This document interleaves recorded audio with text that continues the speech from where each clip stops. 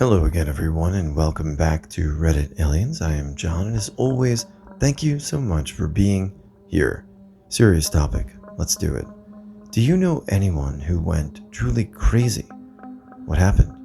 Please remember to like, share, and subscribe. Yes, there was a woman we knew growing up. Her husband left her for another woman. She grieved for longer than most would consider normal and tried everything to get him back. Her kids saw her downfall and preferred to stay with their now more stable father and his young wife that they could relate to. She then started drinking. Not necessarily an alcoholic, but she was just driving her despair. It's been 15 years now, and she is a shell of herself and a different person. Writes crazy things on Facebook, or did back when I had it, and has pushed everyone away except her multiple cats. Just literally lost herself. It was sad to see, because we would visit her growing up, and she was fun and happy. I don't know if that's exactly crazy, but I think who she is now could be described this way. Back when we were dating, my husband got a seasonal job at a very wealthy area, and I'd often go see him. There was this one middle-aged guy who would sleep randomly on the sidewalks, but everyone seemed to know him and was very kind to him, let him sleep in their yards, etc. One day, I asked my husband about this guy. Turns out, the guy was from a very successful family. I think they were photographers, if I remember right. And he was training with them to follow in their footsteps. He got to be a relatively big name himself, but he got on the wrong side of the tracks and started doing drugs. He ended up doing so many, it did permanent damage to his brain. This man owns a whole literal mansion on the street he sleeps on. Only his brain is too far gone to remember, so it sits empty. Apparently, on top of being successful and an heir, he was a philanthropist, and very well spoken and charming before he went off the deep end. Sad. I had a good friend in first year university. We lived in the same floor.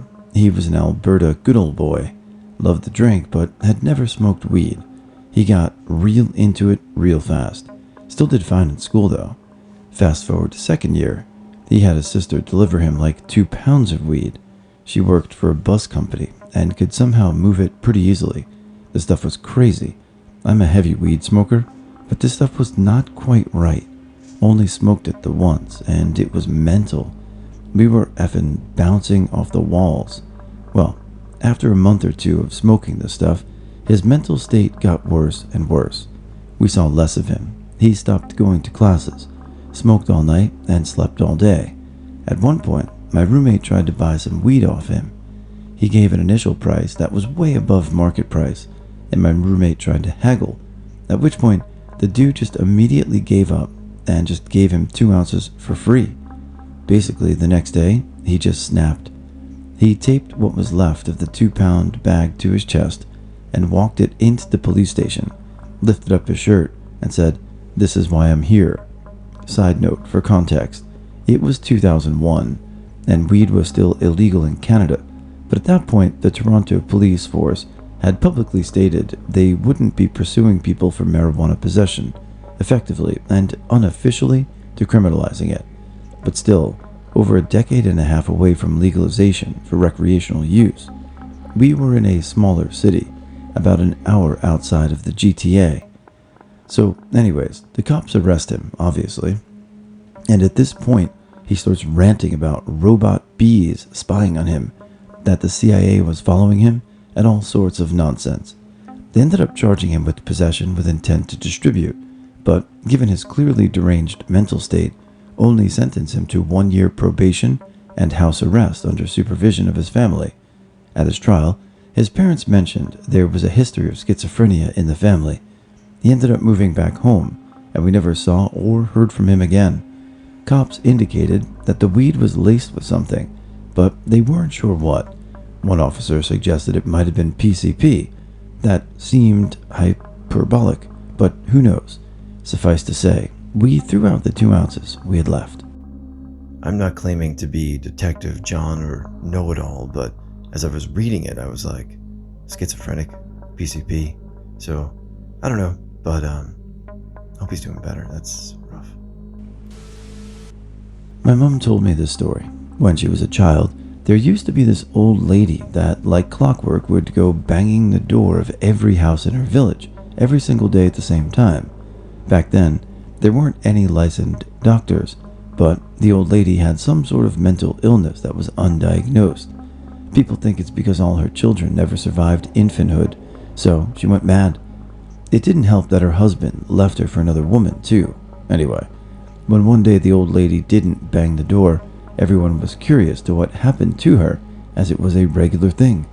They checked her house and she wasn't there. Now, this was alarming, as she mostly came out of her house to buy food and bang doors, and no one at the market had seen her that day too. So a manhunt ensued.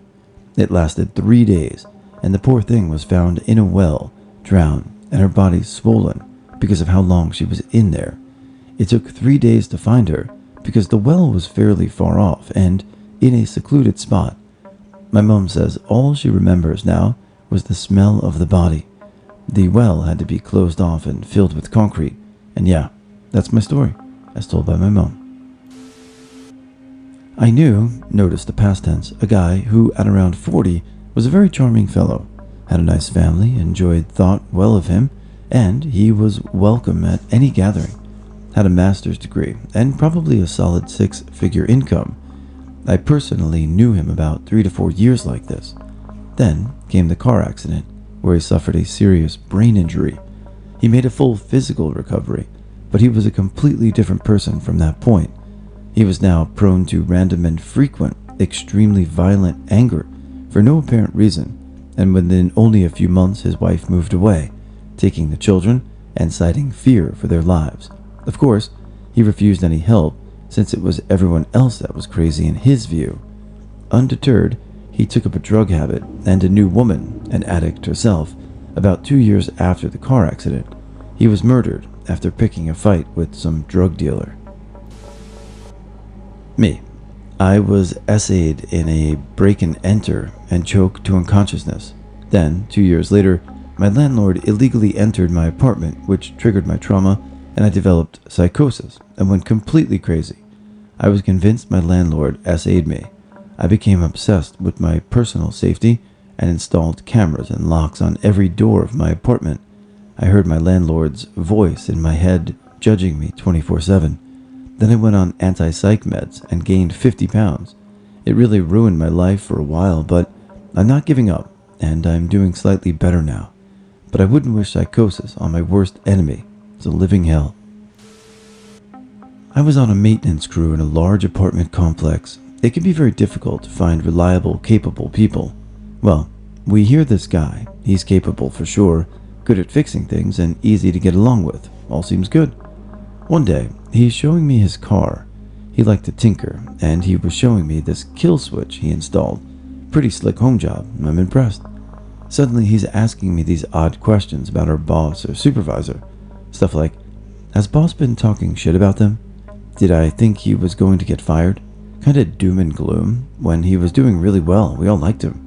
So not long after, the supervisor heads to the leasing office because a resident had called and said they saw something off at the office, like someone was there after hours. So boss was just checking up on things, which turned out to be nothing, until coworker shows up and starts pounding on the door. Boss locked it as a precaution. Good thing too. He brought his 5-year-old daughter with him. We lived on site, so she just tagged along. Anywho, pounding on the door, screaming threats. Boss is understandably freaking out with his daughter there, so he calls the cops. They show. Coworker is hauled off.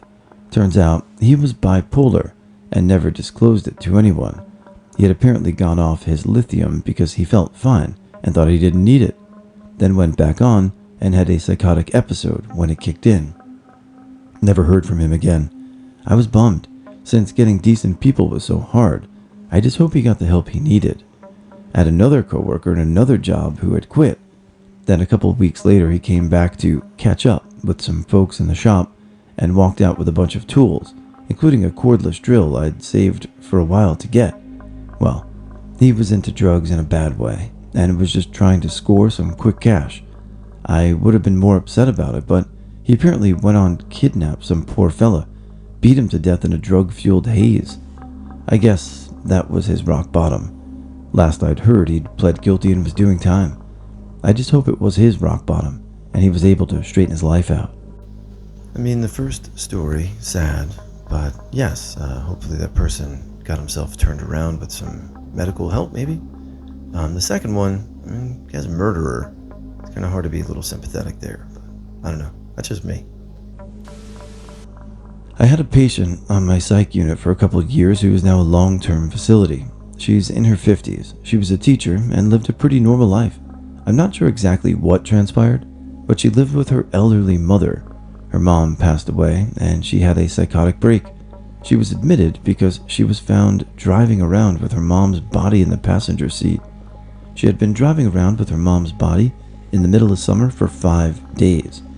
She became violent and paranoid, and she would regularly speak about her mother as if she was still alive, would tell us all about how they were going on vacation, etc., for years after the incident. She never recovered and was deemed incapable of making her own decisions and was court-ordered to a long-term facility indefinitely last I saw her. It's terrifying the way she went from a functional person to her current state out of nowhere.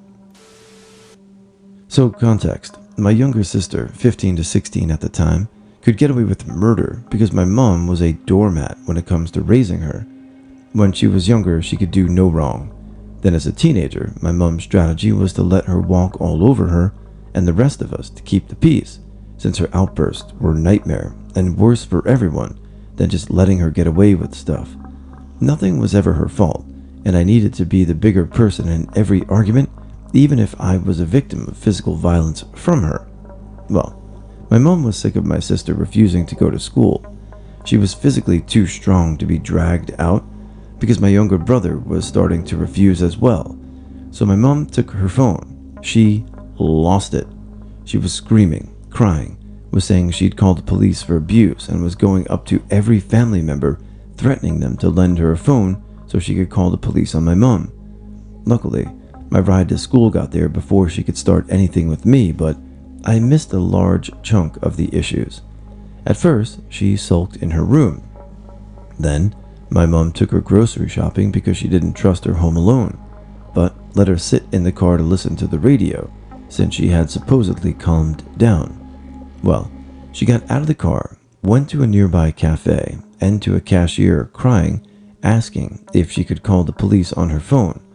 My mom found her before she could, and luckily she didn't get a chance to, since my mom explained a vague version of the situation. There was one point where my mom tried to get her to speak to a professional, but they wouldn't talk to walk-ins unless it was a crisis. Eventually, my mom just asked her if she'd call the police if she'd got her phone back. She said she wouldn't, so she got it back, and it was like nothing happened. She eventually got to live with my aunt until she turned 18 though, so my brother and I got some peace and my mom got the respect she deserved.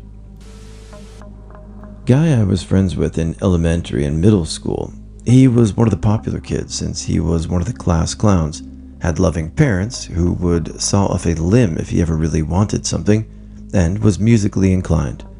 Well, at one point, his parents put him on Ritalin at a young age, and never really had the drug talk with him. So, sometime in high school and college, he started doing heavier drugs after he was taken off of Ritalin and Adderall. His mental health started declining because of it, and his parents eventually kicked him out after years of trying their best to get him back on track. It was like watching a slow-motion train wreck, watching his YouTube channel going from music to shock humor to videos about the cult he joined, and the number of times he randomly showed up at my doorstep after disappearing for a few years. I still feel bad for the guy and wish I could have helped him, but he made his choices, and I wasn't exactly in the position to give mental health or drug recovery advice. Elementary school-age child stabbed herself in the private area with a scissor and razor blades and received medical attention. She had just started puberty and claimed it was to stop the impure thoughts. She was essayed as a small child and suppressed the trauma and went through emotional abuse in a religious setting. She grew up and became a special ed teacher working with traumatized kids. Unfortunately, yes. My wife's very good friend, who's always been a bit quirky, but when my wife passed away 5 years ago, the friend went downhill very quickly. I learned it runs in her family. Her older sister has spent decades believing that she was being stalked by someone. Then the friend became convinced the same guy was also stalking her. I did my best to help her, and I have to admit, it was very difficult for me at that time. I wound up calling the girl's parents, spent an hour speaking with them, explaining what I had seen and what their daughter was saying or doing. At the end of the hour, I told the mother as gently as I could that it seemed that she, the mother, believed the stories were true, and that was enabling both her daughters to maintain the delusion. That was a tough conversation, and unfortunately, it didn't help in the end. I'm the one who went crazy. My boyfriend committed suicide, and the overwhelming grief caused me to have a complete psychotic breakdown. I had delusions of persecution, thought I was being stalked by teams of people as part of a military program, and thought people thought I was a pedophile, and I was under investigation. Needless to say, I am not. I also had false memories to the extent I couldn't tell which memories I had really happened. It took 3 trips to the psych ward and a year of medication to bring me back to reality. Worst time of my life. This is one of the saddest stories I know. Worked with an incredible woman in a kitchen. She was in her early 30s or late 20s if I recall. Wednesday nights were the busiest nights of the week, as it was BOGO sushi. This was an insane night every week, and servers could easily take home $500 in tips. This night, a kitchen manager, I'll call her Jessica, was obviously loaded with kitchen chaos. She had received several phone calls from her very close friend. Since we were so busy, she could not answer the calls and put her phone on silence. As I remember, this friend was also her roommate or former roommate. All I know is they were essentially sisters. When she got off work, Jessica found a voice message from a friend waiting to be opened. Jessica listened to the voice message, and it was her best friend begging for her to call her back. In the message, the friend was crying and stated she was going to end her life. Jessica immediately called 911 and her friend back. Disparagingly, Jessica's dear friend had taken her own life. As a result, Jessica took the blame. The next day, she missed work and went completely insane very quickly. She submitted herself to a psychiatric facility within a few days. Jessica stayed there for several months on watch. She lost her job, required prescription medications to remain stable, and was never the same person again. As far as I know, she's never recovered. I think now she lives with her parents. Jessica was a very strong person and fun to be around. Within hours of these events, she became completely a new person. Through the grapevine, I've been told she is catatonic most times and can't contain herself. It's crazy to think that something like this can happen so fast.